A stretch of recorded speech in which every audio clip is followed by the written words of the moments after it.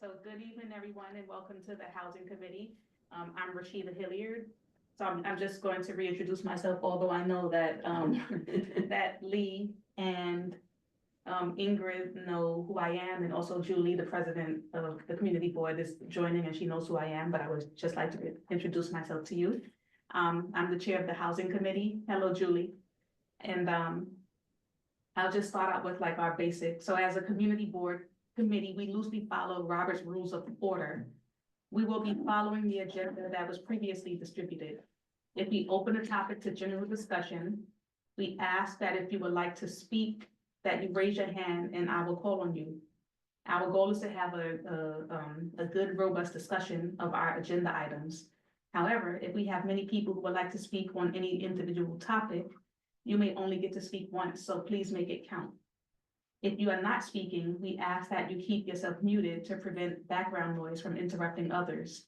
If you are on Zoom, to raise your hand, you will select reactions at the bottom of the screen. And if you're on the phone, you press *6 to mute and unmute and *9 to raise your hand. So with that said, I would actually like to officially say that I would like to call the meeting to order. I called to order at 6:30, it is 6:32, as I'm saying it. So, welcome, Julie. I don't know if you received the agenda, but, okay, but I'm just gonna follow the agenda, so welcome. I will do the roll call because we have a quorum anyway, just so that we can move forward, so. With that said, Lee Chung. I know you said present. You're muted, but you said present. Sebastian Chidilapoli. So I'm not here currently. Ingrid DeLeon. Here. Rashida Hilliard, I'm here, and Jessica Sosa. And we also have Julie Reyes. He's not on the committee, but Julie Reyes is the community board chairperson. So welcome, Julie. Thank you And to be here. thank you. And so the next item on our agenda is the approval of the minutes from Monday, March 24th, 2025. Can I have someone, so we have Ingrid, she made a motion to approve the minutes. Approve. And I second it. So our minutes have been approved, so thank you, and if there's any update from someone who's not here, if there's Okay. like a correction, we can deal with that later. So, thank you all, and so we're really here to welcome Julie, so I'll just give a little spiel, and of course, you'll mainly take the floor for this, but I'm just going to give a little bit of background, just a little bit. So, Julie Colon is from the Northwest Bronx Community and Clergy Coalition, and my understanding is that this coalition has been around since 1974. The focus of the coalition is on racial justice and economic democracy. I know you do a lot of work in the community, mainly Northwest Bronx, where, like, sort of where, well, I know where I live, but near the Armory and things of that nature. Of course, I'm going to turn it over to you, but I just wanted to give a little bit of background information. And also I wanted to mention why you're here. So the main reason why Julie is here is because we wanted the Northwest, well, NWBCCC. So we wanted Northwest Bronx Community and Clergy Coalition to address some issues related to housing. And give me 1 second as I open the door, excuse me. And so the questions that we wanted you to address are, What happened? 1 second again. Excuse us.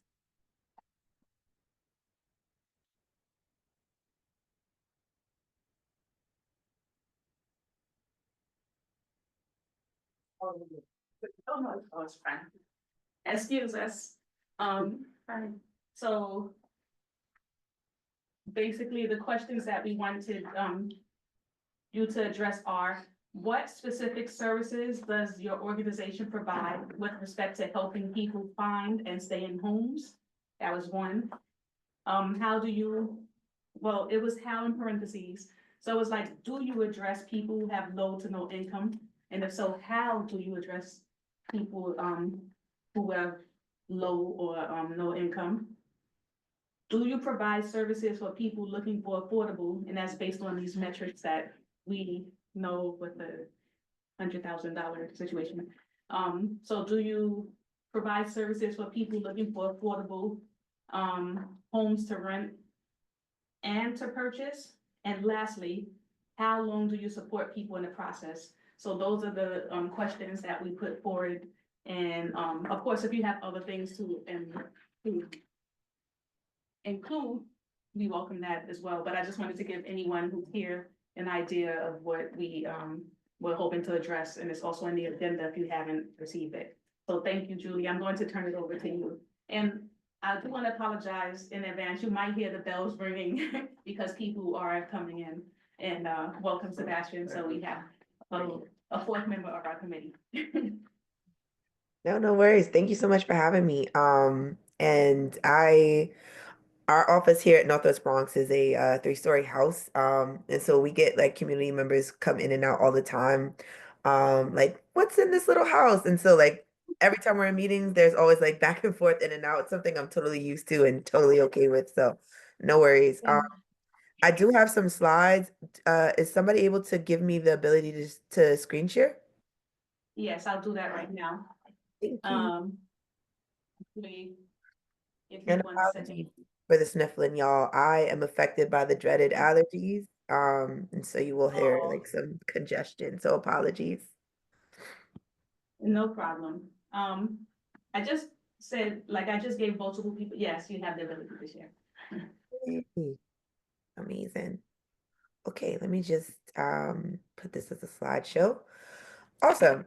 All right. So welcome everyone. Thank you so much for having me here. I really appreciate you all taking the time to give us some space to talk about our work and how we support Bronxites around housing justice. Um, so my name is Julie. I see another Julie in the space, so that's dope. I don't always get to see a bunch of Julies, so I love that. But yeah, my pronouns are she, her. I am the lead housing organizer at Northwest Bronx Community and Clergy Coalition. I'm actually from the South Bronx, born and raised 5 generations in. But yeah, anywhere in the Bronx organizing brings me joy.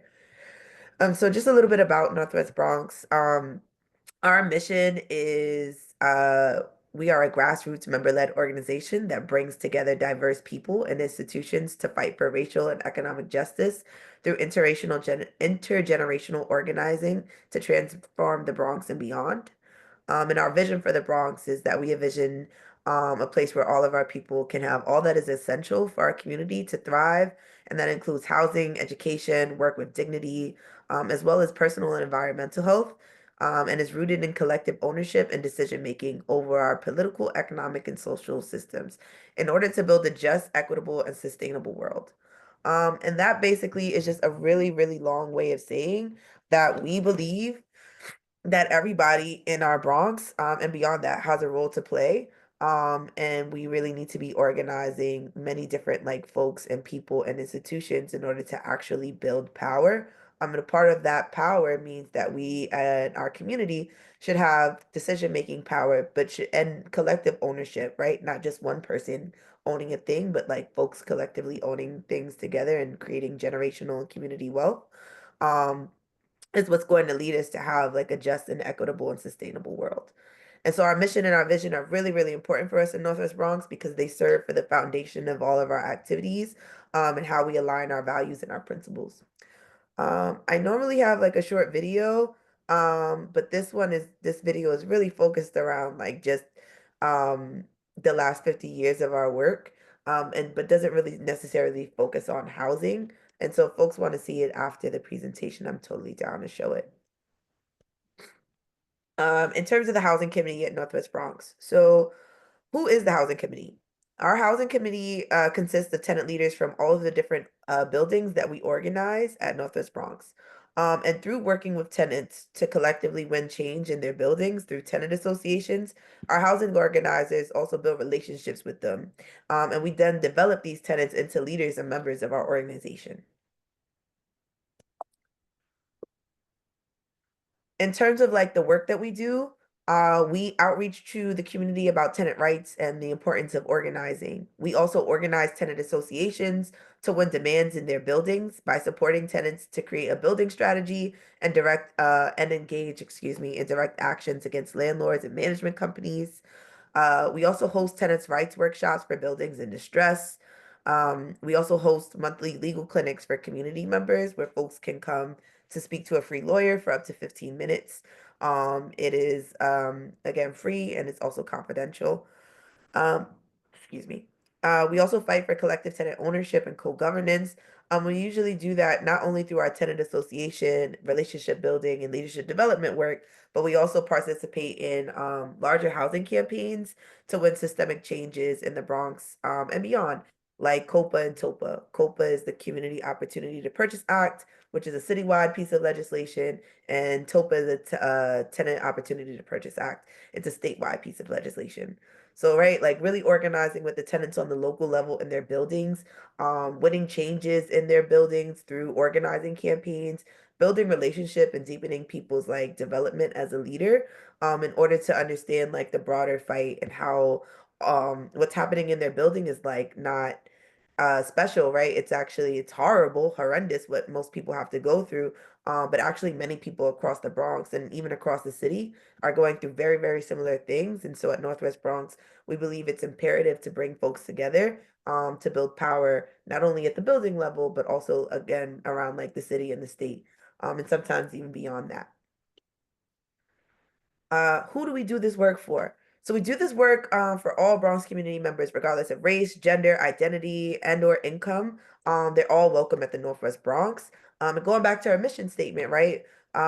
We it's a part of our mission to bring together diverse people and institutions as well. And so we at the Northwest Bronx want to be very clear that we want our folks to be in alignment with our vision and our values. However, we also know that like capitalism and the different like systems at play lead people to sometimes make decisions against their best interests.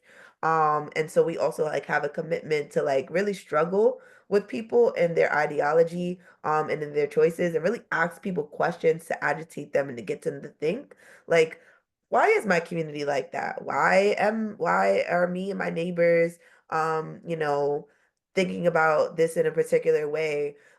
Is there a different way that we could think about it? Is there a different way that we can like go about this? Um, we do have our members to be an active member. There is a membership due fee. Our membership dues are $60 a year, and anybody who is going to be an active member is expected to pay dues. However, we have different what's the word? I guess like different tiers, right? And so like if you can pay the entire $60 up front, that's awesome. There's also $30 every 6 months or doing $5 a month. And if those are things that are really, really hard, we totally understand. There's also a membership dues way of payment called sweat equity, where you can like what's it called? Contribute like your time and your effort. And that also counts as like a financial contribution. Um, yeah. In terms of how we are trying to build power, specifically around like tenant ownership. So the Northwest Bronx does not we're not a direct service or organization, and so we don't support tenants in like finding housing or like doing applications in that particular way. However, you might have seen in the news stuff around like home ownership or collective ownership with like different tenant associations in the Northwest Bronx. That's because we are a co-lead for a legislative campaign for a bill called TOPA that I mentioned earlier. And TOPA basically, if passed, gives tenants the actual right. It creates a new tenant right, and it would give folks the right to decide if they want to sell if they would want to purchase their building before their landlord can sell it. And so under TOPA, a building sale cannot move forward without tenant participation or the decision to waive their rights. And so this gives tenants leverage over the landlord. And for us at Northwest Bronx, TOPA builds tenant power because it gives tenants can use this right, to remove their buildings from the speculative market, negotiate with possible buyer purchasers for repairs or money, or they could collectively purchase the building and become a co-op or choose the next owner of the building.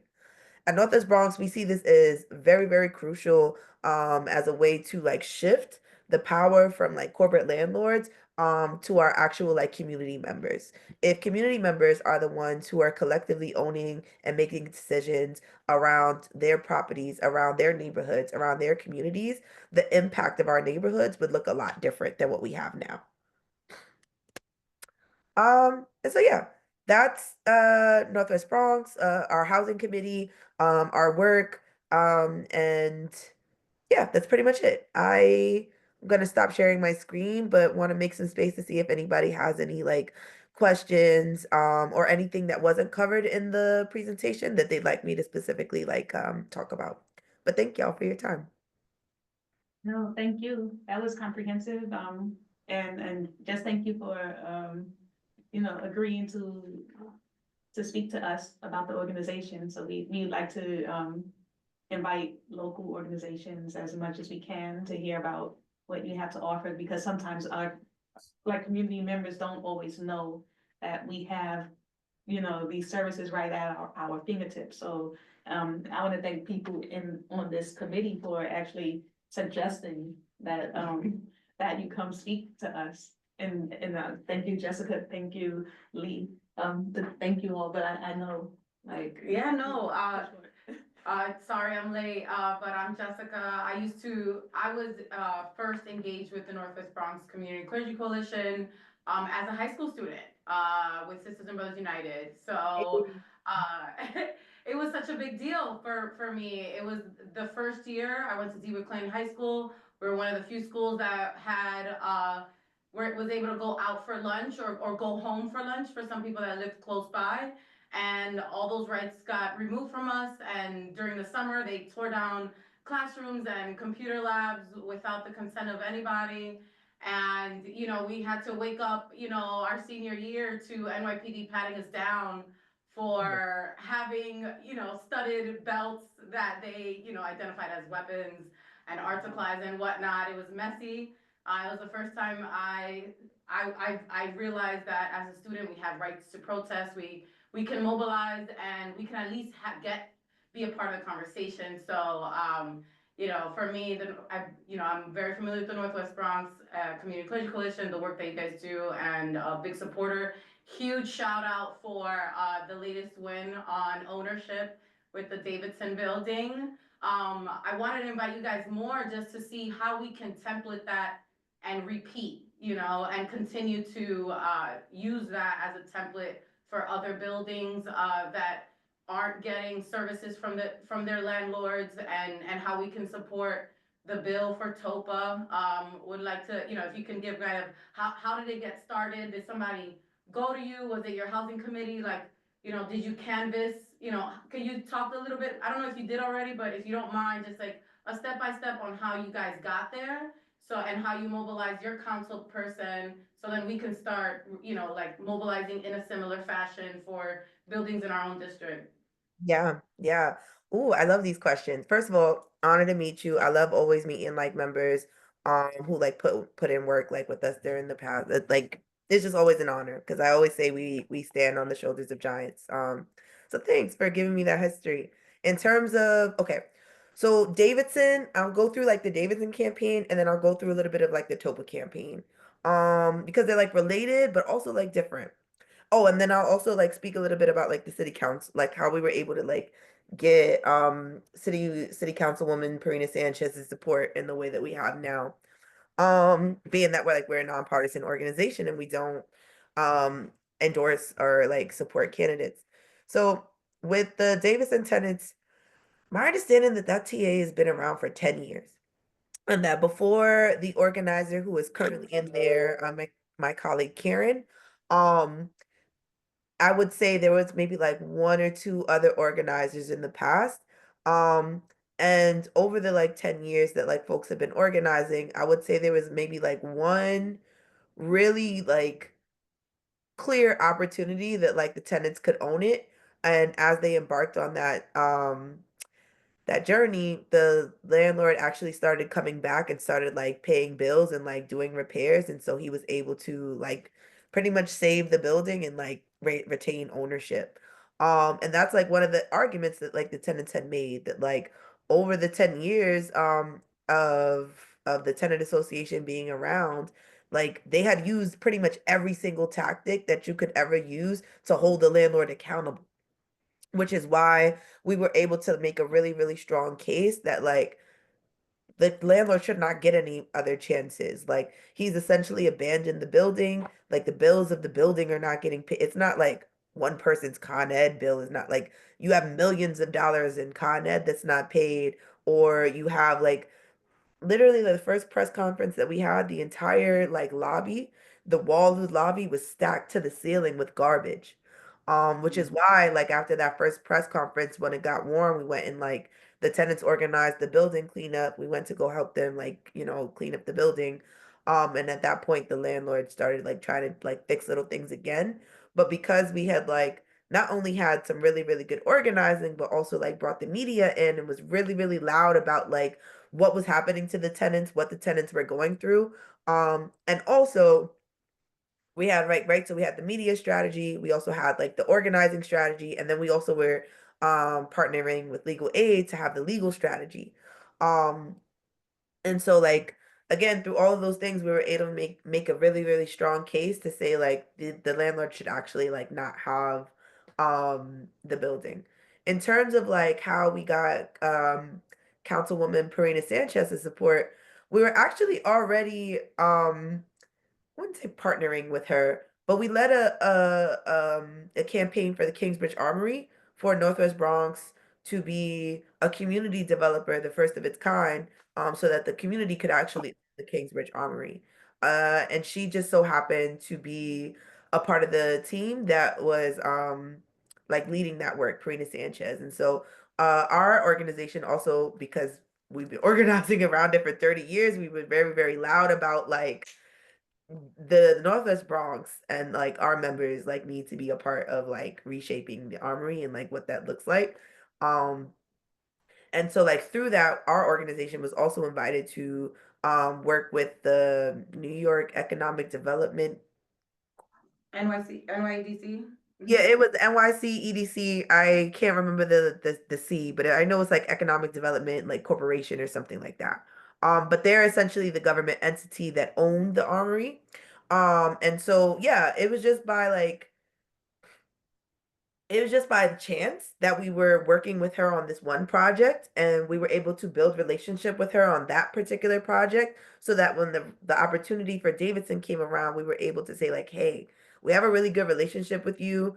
Like, are you able to like support these tenants and this project? These tenants live in your district. They've been going through all of these different things. We know you're the housing chair. Are you able to like work on that? It just so happened that she also was trying to bring back this citywide program called the third party transfer program.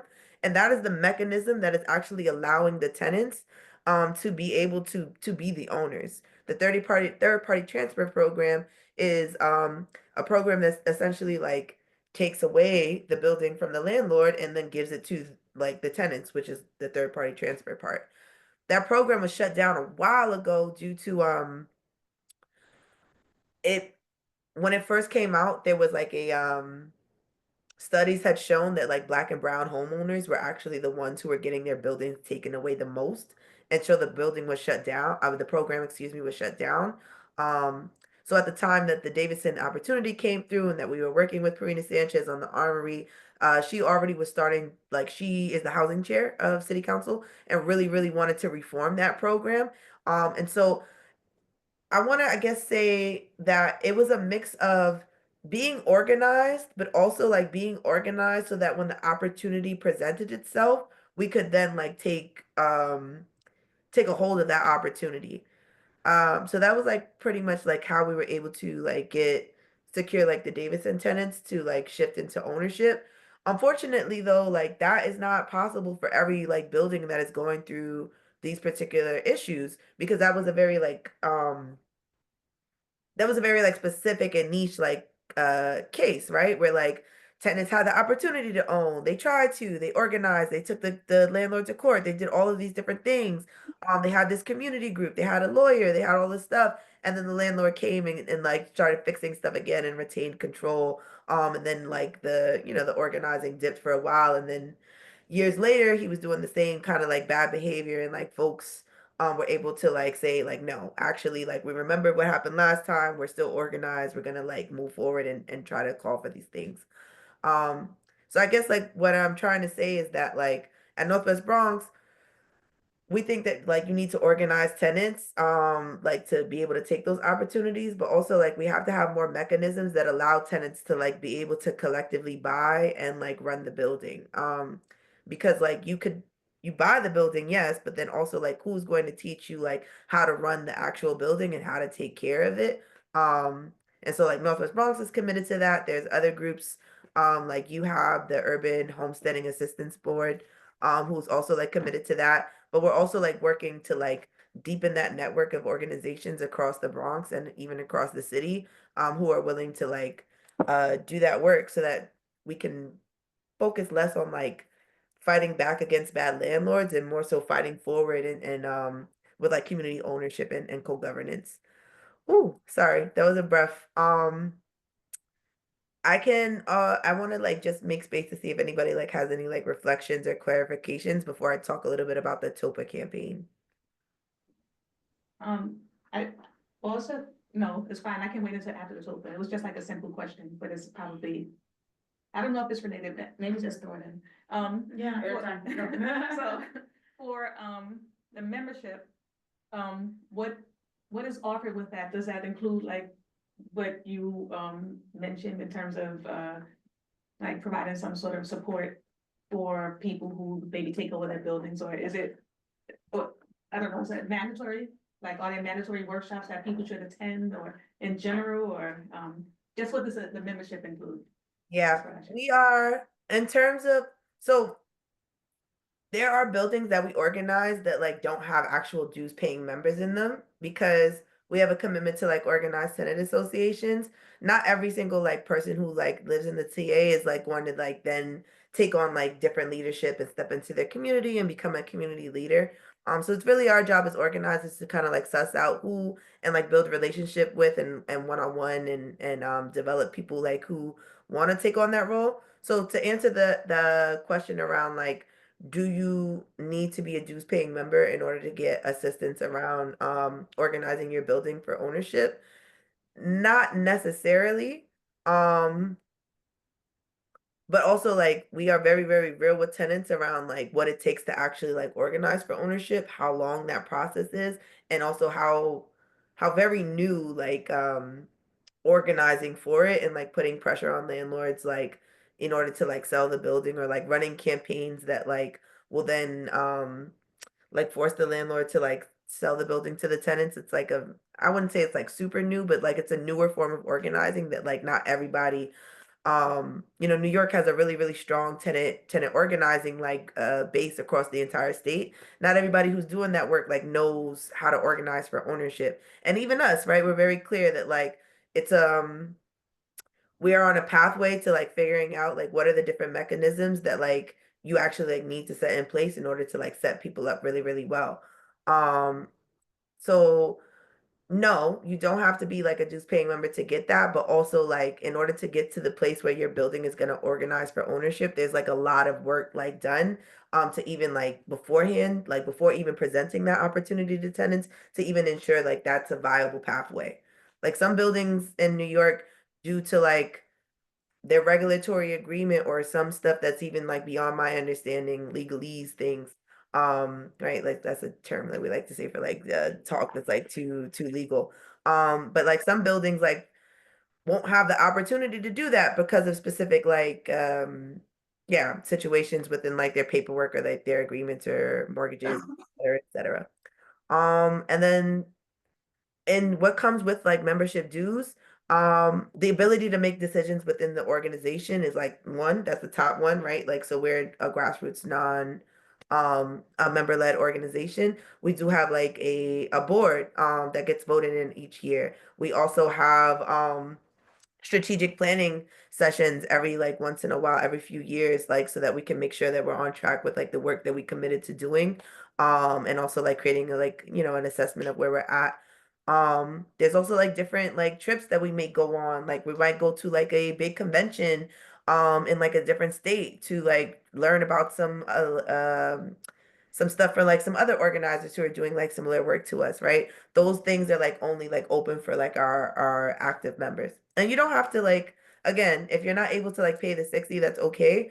But if you're like a sweat equity like member, as long as like you are like, and with the help of like your organizer or like the staff person you're working with, as long as you're identifying like when you're gonna put the time in to like fundraise or make calls or whatever like work you're gonna put into towards your membership dues, that also counts as well.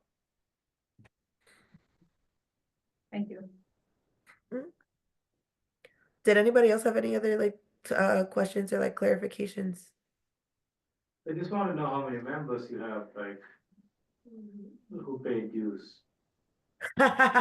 We're in the process of figuring all of those things out right now. We just a lot of new staff people, and so those people have to also like create relationships with the existing members that we have while also like going out and like finding new members. But off the top of my head, I would say maybe like we have like somewhere around like 100 to 200 people who are like paying dues. So you get funding from the federal government or state government to sustain the programs? Well, they were not programs. But yes, we do try a combination of like things to get funding.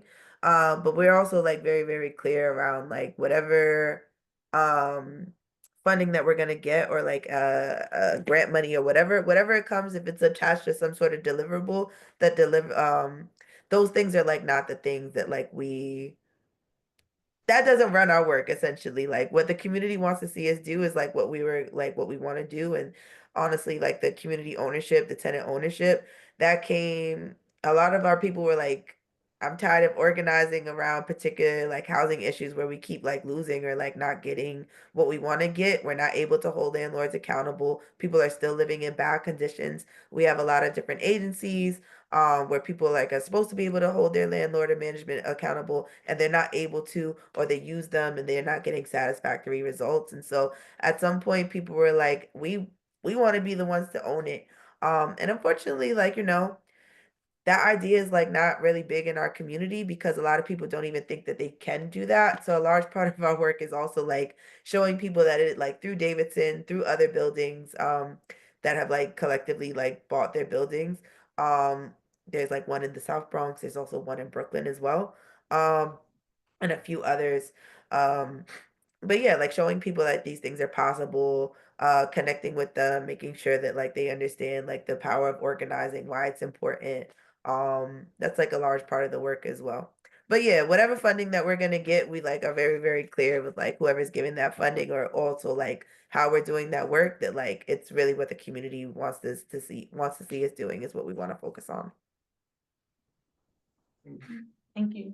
We have another question from the audience. Yes, I have a question. How is the clergy involved? Because it's North Bronx Mhm. Clergy Coalition. So Mhm. my question is, how is the clergy connected? And is it one particular religious group or is it all religious groups involved in this coalition?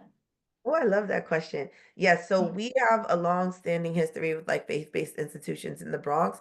We are 50 years old, so our name is also 50 years old. We're also going through a rebrand right now, so we just recently merged with another Bronx organization that we were actually a part of helping to fund called the Bronx Cooperative Development Initiative. Um, and long story short, like sometime, I'm not entirely sure when, because it takes a lot to like rebrand. But sometime I would say in like the next 2 years, we will have like a brand new name. In terms of the clergy, we still have strong relationships with like faith-based institutions.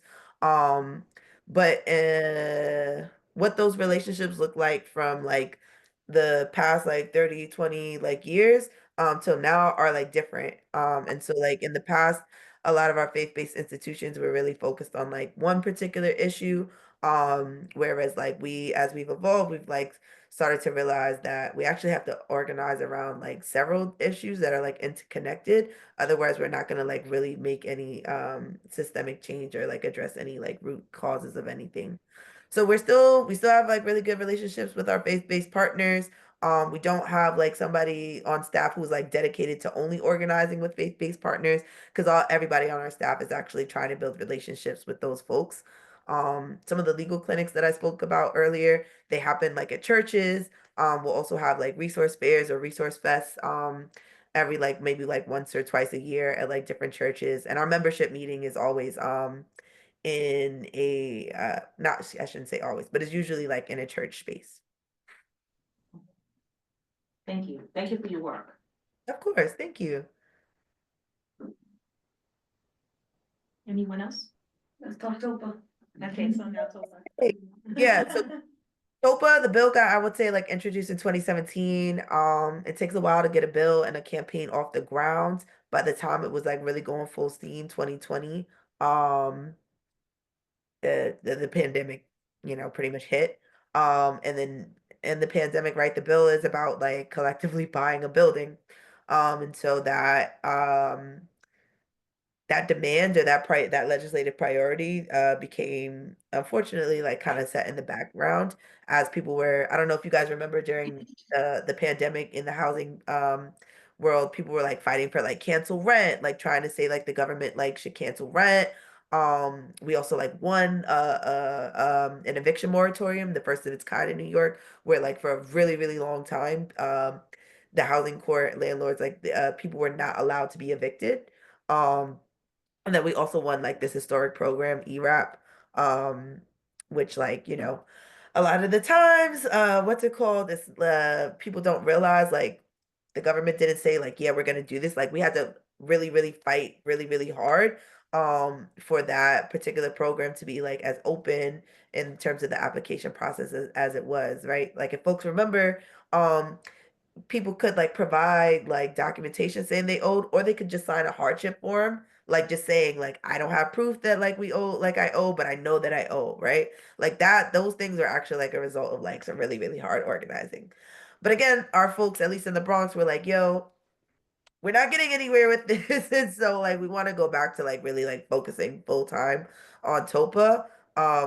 And so yeah, I would say for the past like 3 years, Northwest Bronx has been putting like a lot of time and like effort into that campaign. And then last year we actually became a co-lead. Um, and so our organization and two other organizations across the state are responsible for like organizing the campaign around like TOPA. And so yeah, in that work, we've been able to like get a sense of like what organizations across the state are able to take on this work. Also been able to get a sense of like what is needed like for tenants to like, aside from like technical assistance and like financial assistance, what are the other things that like our community members need in order to be able to like make decisions together and own something together. um and so yeah, that's been like really interesting to kind of like build out like a curriculum for like not only our organizers but like other organizers. It's not fully fleshed out yet, but it's in the works. But there's also a bunch of other materials around like just the bill itself and like how tenants can use it to like leverage power over their landlords. But yeah, there's like some more information that like we are like working, like us and our partners are like working on to make sure that like people can really effectively like use the bill um when it turns into a law. And in terms of like getting involved, our so Northwest Bronx is a part of a larger coalition called Housing Justice for All. And they have like biweekly meetings every other Thursday at 4 o'clock. Where anybody who is interested in working on TOPA can be involved. And that's really like a space where like if you all at the community board or like people that like like are interested in like working on collective ownership or like working on like actually like tangible change like to the housing system in New York, that's a space where people can like go be involved and also like take on different roles or different leadership, also give ideas to what they think that the campaign needs in order for us to be like effective and like essentially like win, right? Like get the bill passed. Um, and then like let's say you like are interested in like maybe organizing for ownership with like your own neighbors. There's also a once a month call called the tenant takeover call. And it's also on Zoom and it's also for any tenant or tenant association that is trying to organize for ownership. It's a like skill building, strategy sharing, kind of like peer share space where we come together once a month to like learn one topic. Um, so yeah, those are like two, I would say like two spaces where like people like can and like should get involved. I think yeah, if there's also like an endorsement form. So like if you all as a community board would like to endorse like the TOPA legislation and show to like the state legislature that like you all as an institution support the bill, I can also like forward you guys that information as well. Sorry, I'm like getting like congested. Sorry about the sniffles. Yeah, we understand. I have another question. Is there any state that currently have like a TOPA bill or something similar to that you could use their template on how to make this template work, and there's data to support doing the bill? I love that question. Yes, DC, Washington DC has actually had TOPA for 40 years. And we've been able to learn a lot about like their TOPA, the way it's run, some of their challenges, some of their learnings. And so our bill is actually like heavily based off not just on the DC's version of TOPA, but also like the learnings that like we've gotten from that. I have a couple of questions. I know you said you mainly assist people who are looking to take over the buildings from, I guess wayward landlords. But do you also assist people who are currently in co-ops, but maybe they want to actually get rid of their management and learn how to govern, like self-govern? Yeah, that is we do that. My team does it. We actually have so there's the housing team and then there's the the community development team. Our community development team does that work with organizing co-ops, specifically like limited equity HDFCs. I don't know if I'm sure like folks in here have heard of like the Bronx is burning before and like in the 70s. And so during that time period, there were a bunch of like co-ops that like started because the government like took on a bunch of these buildings that got foreclosed on when the landlords were like setting fires to them. And yeah, essentially they kind of like sold the buildings back to tenants, but like a lot of those buildings, they essentially like failed. They didn't get technical assistance, they didn't get financial assistance, the tenants weren't taught how to like run the buildings. So our community development team actually works with HDFC buildings like that to organize them. And whether they decide to like keep the management and like choose a new one, or if they decide to self-manage, we also help with that organizing as well. And my other question was, I know you mentioned that you attend conventions outside of the state. Do you also do a lot of collaboration within the boroughs or Yeah. inter-borough collaborations? Yeah, we do. It depends. So usually like that is a part of like coalition work. And right now we're not active in like a housing city coalition, but that doesn't mean that like certain events or like things don't happen where like it's all hands on deck and everybody from the city is going to like this one particular action. For example, like the rent guidelines board hearing. So each year there's a board appointed by the mayor, and though that board is the board that decides the rent increases for all rent stabilized apartments each year. Whether it's a 1 year lease or a 2 year lease, they decide two different like figures. And that's how our rent gets increased every year.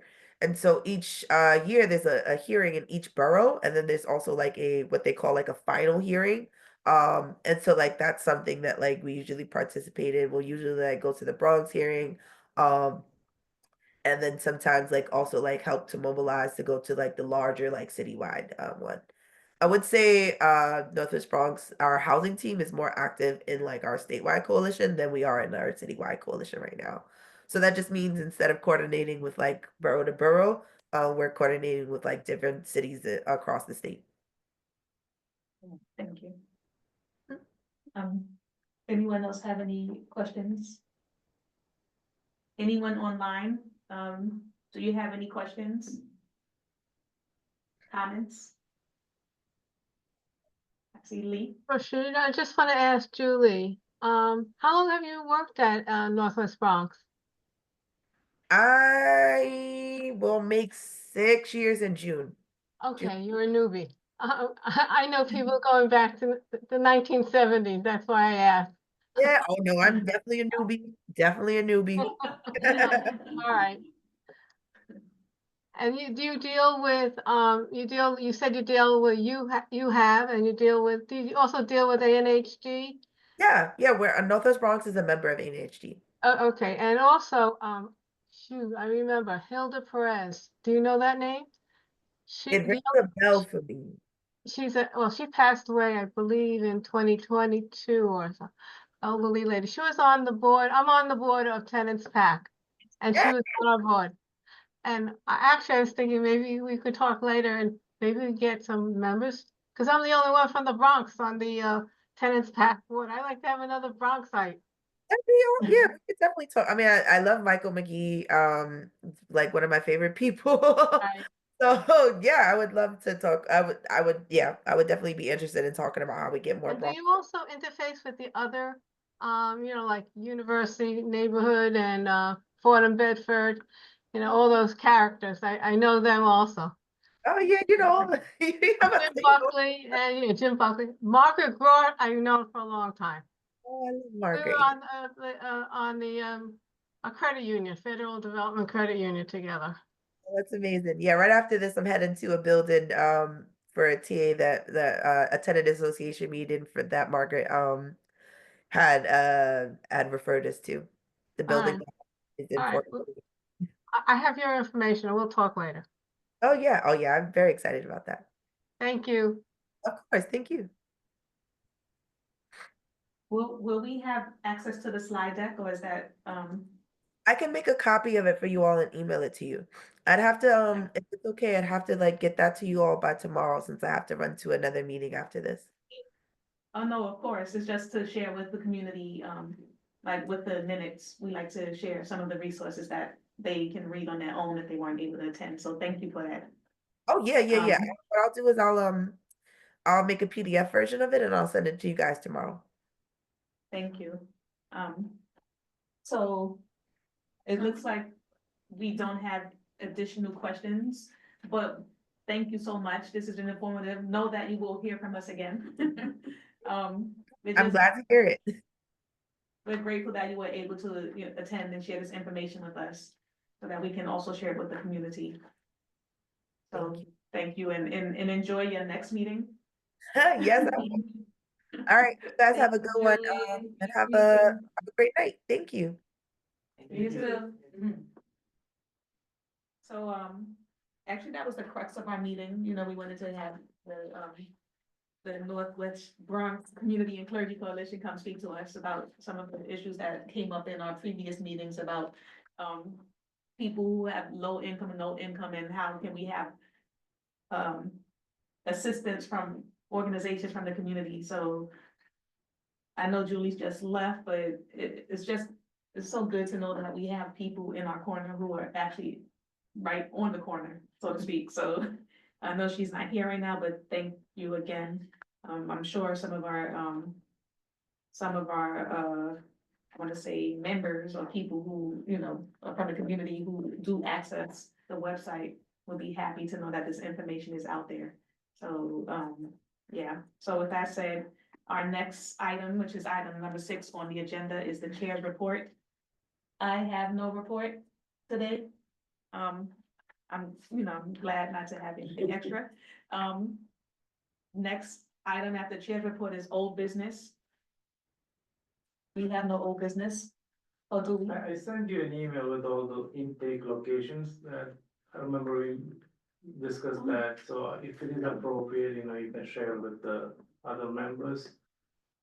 With the email business, which? Yeah, I remember I had mentioned about like not knowing where the intake locations Oh, are. yes. Oh, so you just. I sent you an email, I sent it from my work email. So, Okay. yeah, so if you feel it is appropriate, then, please share. I can add it, I don't have it on me right now. Yeah, If it that's was- fine, if it I'm was- just, Oh, okay, just because making it's all sure. business, I was, yeah. Oh, okay, so old business is, I can add, thank you, we, in our previous, meeting, we talked about, the different intake locations for people who do not have a home, who are unhoused, I guess. Homeless, yeah. homeless or the different terms. Yeah. I know we have different terms that we use.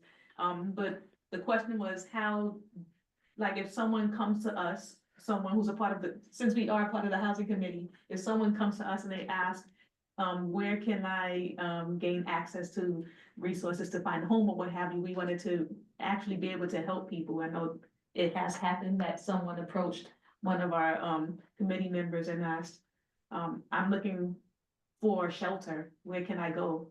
And so that like sparked this conversation of, we should be aware of where to send people. So with that being said, Sebastian shared, and I'll put it out in the minutes, because I don't have it on here, but Sebastian shared some of the, places, like the intake. Yeah. So, Sites. yeah, someone working with housing at my work, I asked her and she gave me some. That's information. awesome, thank you. Thank you. So we will definitely add that to the minutes, and that's part of old business. So thank you all for just, sharing the resources that you have. As far as new business is concerned, there's no new business. Unless anyone here has some new business that you would like to add. Not new business, but, kind of like, piggybacking on old business. I know last time Julie said that the housing guide that was updated was printed. I invite everyone to review it. I haven't fully reviewed it, like all updated, so, maybe we can kind of like take time to look at it. Perhaps a lot of those resources with the locations are in there, and if they're not, we can just make sure that they are updated for 2025. Cause I know that there is a tabling coming up as well, and then share that, or then talk about, what we can do maybe to digitize it or make it a little more digestible, for people in the future. So I guess that would be actually new business, like you said, because if we have to add new, addresses and things to the guide, that would be kind of new. I mean, Okay. yeah, Okay. that makes sense. Yeah. Yes, I just want to say with a public apology to Jessica, because I helped so that we put together the guide with Paul Ellis. We worked on it so hard. And Jessica, I have to say, if someone were to ask me what was in that guide, I don't know it all. So for me to ask you, well, didn't you read it? I was so out of line with that. So trust me, it's a lot to digest and I helped put it together. So it is a lot to. Thanks, Julie. We're all gonna read it now. That's our new business. We have a lot of guides there. There's also the senior citizens guides. If you have family members, because we give that out when we go out as well. People eat up the housing guide and the senior guides as well. And Julie, you gotta remember, it was so many different aspects of housing. Seniors, homeless, NYCHA, supportive housing, screen, we had all of that. And we It's a had lot. contacts and we had telephone numbers. It's a lot. But I had the nerve to ask Jessica, but didn't you read it? So I called Cause up. I didn't know where the intakes, I was like, I don't know where any intake, place is in our district, and it was embarrassing for me as someone who's in the housing committee for this community board. It was embarrassing, and that's kind of where this is coming from. For if anyone who sits in the housing committee should at least be familiar or know where to go, and it wasn't something easy that you can Google. Oh, thank you for reading it. So yeah, now we can prioritize, something, so it's like kind of like, our mini Bible as housing, committee members. And that it we is can on familiarize 100, ourselves. and it is on down closer towards Yankee Stadium, the intake, and just tell everyone, call 311 and 311 will always direct them somewhere. That's right, 311 is not the 311 of the past, so, Exactly. that's been good too, yeah, agreed.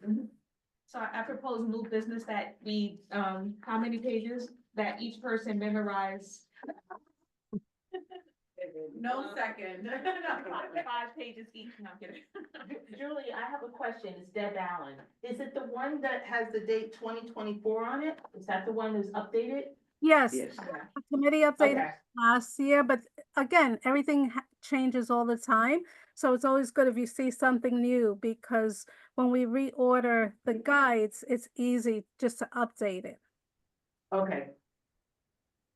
Thank you. But I don't mind adding that to like, next month's agenda, if anybody, you know, kind of, any notes and stuff, we have here and, yeah, so that's it. Well, this is cool. I mean, I know they gave it out at, the, September Mm-hmm. meeting, but, And it's also online on the right. website. But it's a good idea to be familiar with some of these organizations and things. I know it is a lot, but it's good to be aware. That's how we snagged Lee onto the board. She helped us out so much with that. Thank you, Lee. And definitely thank you, Rosemary. I know she's, you know, she's now parted with us, but, at least in leadership, but, yeah, she definitely, this was my first assignment in the community board. Oh. Yeah. Thank you, Rosemary, if you're listening. Well, we all have a copy. Yes, we Right all now. have a Now, copy. We all have a copy now, so thank you. We actually I'm going to state this now while people are here, we don't have a meeting next month because it's Memorial Day. Memorial Day weekend, and so, and the other dates were, like, busy as well. The calendar's full, but we do plan to, have a meeting on June 23rd, I think it is, that Monday. And so we'll see, you know, we're working on having a speaker, but, just know that next month there is no meeting for those of you who are online and those of us who are here. But you Okay. feel free to attend and, support our other, you know, Okay. members. There are a lot of other meetings to choose from. Anyone have anything to add?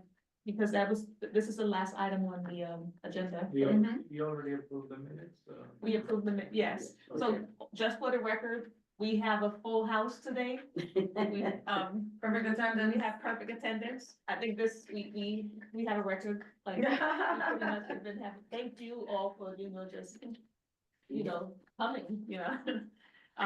We have everyone here, so, yes. We have a quorum, we have everyone in attendance. So with that said, I have Oh. nothing new to add. Well, I did, want to, I don't, you know, I forget if it has to be a motion or resolution, but I did like that Julie mentioned that as a community board, we can, fill an endorsement form for TOPA. Oh, yeah. So, you know, perhaps, I don't know how soon that needs to be because we're not gonna have a meeting. So I don't know if that is like a motion I have to do now or something we can do via email or at the full board meeting, but, I would like to, formally endorse, the TOPA bill. And I actually was thinking about that when she brought it up. So, this is also for Julie Reyes, Julie. Can we start that conversation online and then at our next meeting, like June meeting, we vote on it? Or is Yeah. that something we have to declare today? I'm just trying to follow If protocol. if you want to if you want to do a resolution, since it's not on the agenda, because usually you want the community to be able to participate, you can start the discussion under new business, so that this way, when you have your meeting in June, you can vote on it.